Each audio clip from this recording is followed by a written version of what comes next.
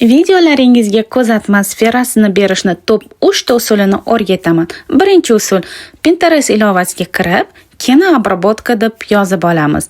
Bu yerdan videomizga mos bo'lgan rasmlarni 3-4 tasini tanlab, galereyaga saqlab olamiz. Agar sizda Pinterest hamda CapCut ilovalari bo'lmasa, App Store yoki Play Marketdan bemalol yuklab olishingiz mumkin. CapCut ilovasiga kirib, sozdать bo'limidan o'zimizga kerakli videolarni tanlab olamiz. Tanlab olgandan keyin pastki qatorda filtrni topib, Настроить bo'limiga o'tamiz. Настроить bo'limiga o'tganimizda bizda mana shunday holat chiqadi.